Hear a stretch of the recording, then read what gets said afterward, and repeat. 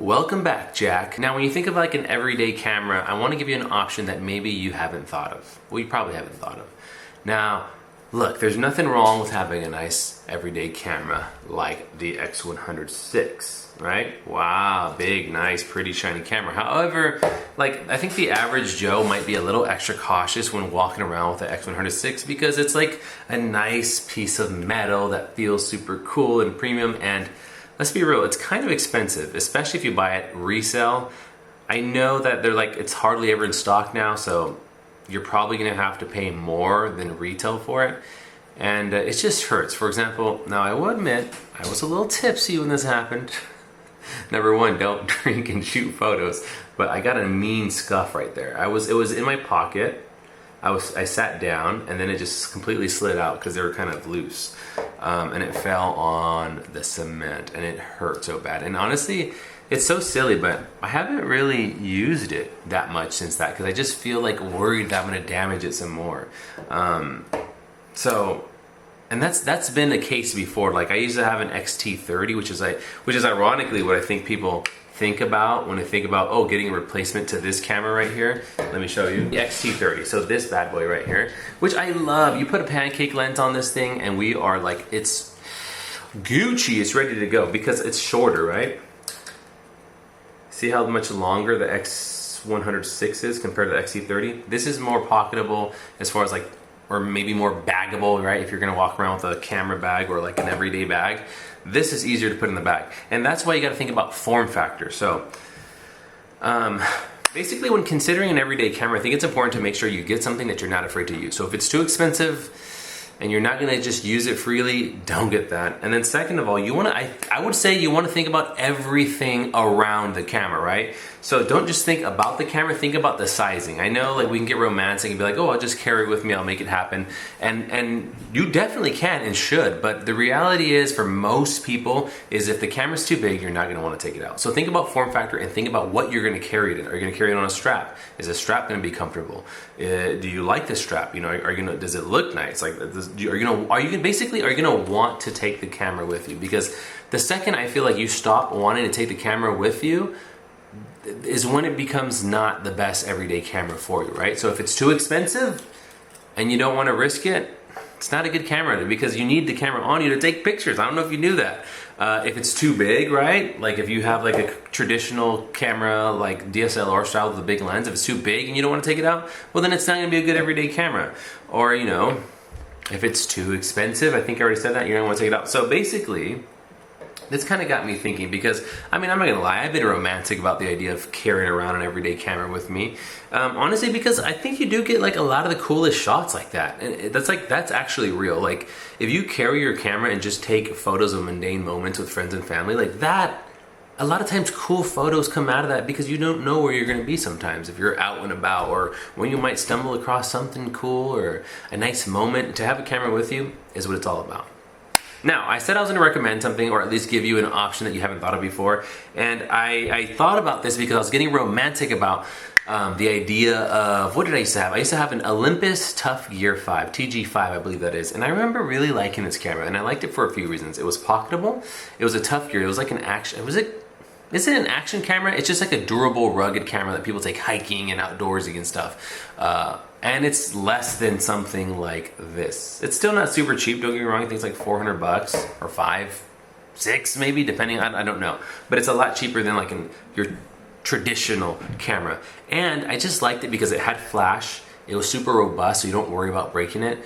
And if you get it used especially, but even new, it's like cheap enough, I think cheaper than most cameras where you're gonna feel a little bit more comfortable using it all the time. And like I do wanna say, like flash will make your pictures. Like flash is underrated.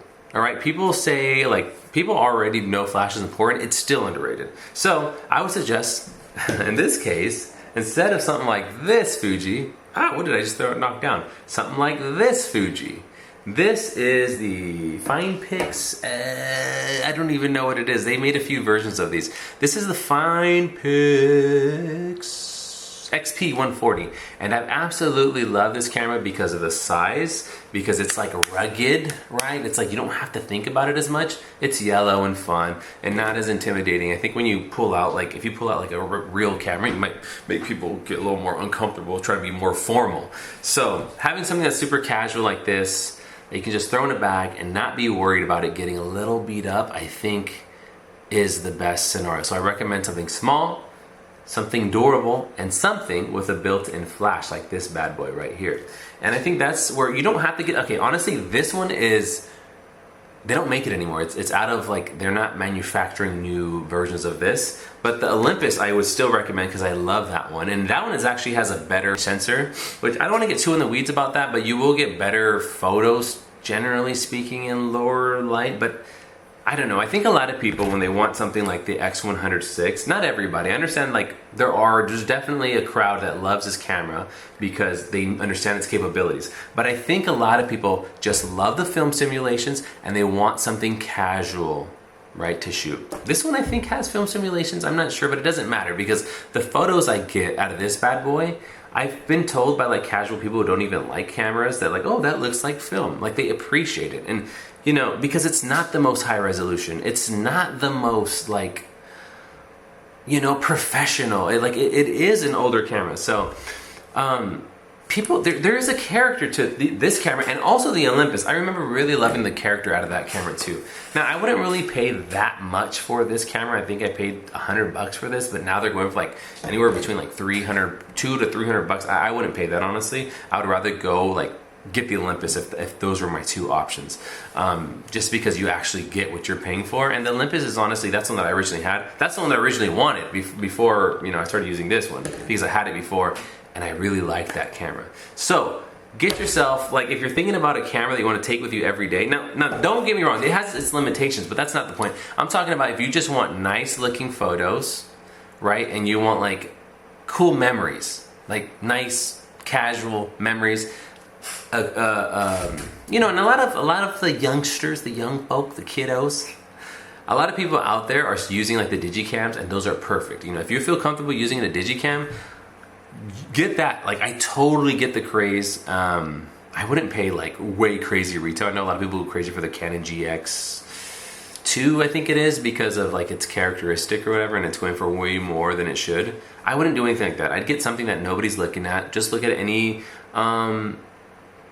digicam, or my personal favorite, my opinion would be getting like a robust camera like this that you can beat up, that's made for outdoors and stuff like that, just so you don't think about it. And it has some like waterproof resistance, right? So if it rains, you're taking pictures. If you drop it, it's no biggie. If you're outdoors, it's no biggie. And it's got a flash. And honestly, I kind of don't like power zooms. Power zooms is like when the camera goes just because it takes longer to shoot a photo, and that makes the camera a little bit more delicate. So I would get something like this, right? Something like this you can beat up. It's very pocketable. It's very small compared to something like this, which is already a small camera, right? But this is smaller, this is lighter, this is plastic, this is more casual. This also has a built-in flash. So I would definitely consider something like that if you just want something casual. Like I said, it comes with its limitations, right? Like you're not going to be shooting, and you know what? I don't even want to say that because it's about what you see and how you use your camera. Like you can still take super cool photos on it. But in my opinion, it works best when you're up close, you got the flash on, and you're taking pictures of just fun, casual moments. And I just think that's when a lot of people want the X100VI, I think that's what they're looking for. They're looking for a casual experience that has photos that look cool, that resemble film somewhat.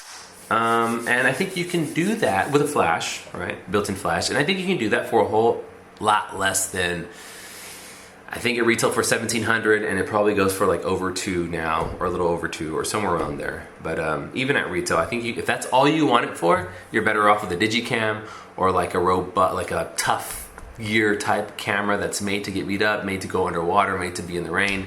So yeah, ultimately I'd say make sure it's cheap enough for you to feel comfortable using it. Make sure it's small enough. Why are we losing focus? This thing is all over the place. Make sure it's small enough that you want to take it with you, and make sure it has a built-in flash, because I think that's like a deal breaker for me. Size, price, flash.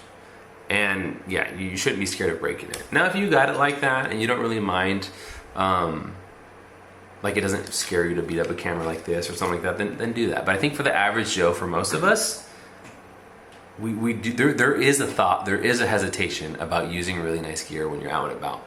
And I don't know. I just think that using something a little bit cheaper like this is a better option, or at least something to explore for most people. Anyways, those are my thoughts. Thanks for watching the video. I'll catch you in the next one.